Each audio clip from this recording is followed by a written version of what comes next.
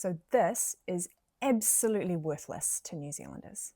And what we're just trying to make sure is that everyone doesn't, we don't want anyone left behind. We actually want, irrespective of your circumstances, we want every Kiwi kid setting off in life with an equal shot at the opportunity that they have in front. This means absolutely nothing until we talk about the giant elephant in the room.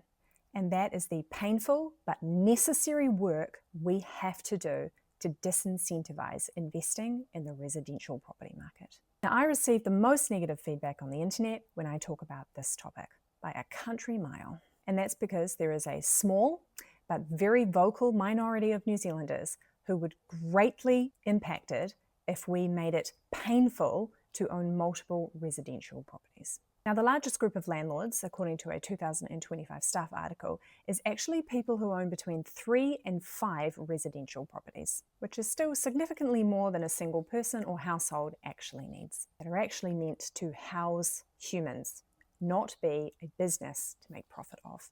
Now, I'm a homeowner who purchased a home in this crazy overvalued market.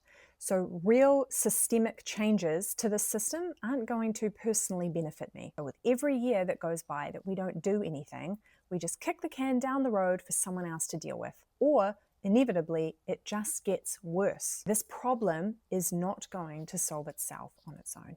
Making KiwiSaver compulsory for people who are already struggling with just living every day is not going to help them in retirement.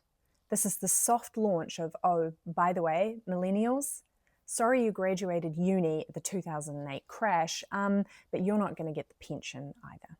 Now, the housing system we currently have isn't inevitable. The majority of New Zealanders don't own investment properties. If we want to change the system, we've got the numbers to do it.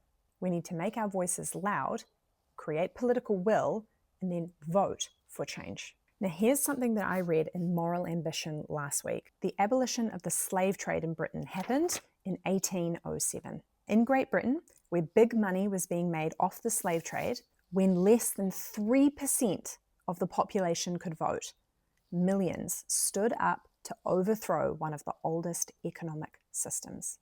Hear that again.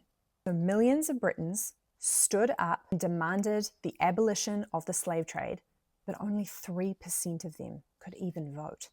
They ripped out the backbone of the British economy, the slave trade, at a time when profits were at record high. If we really want change in this area, we can make it happen.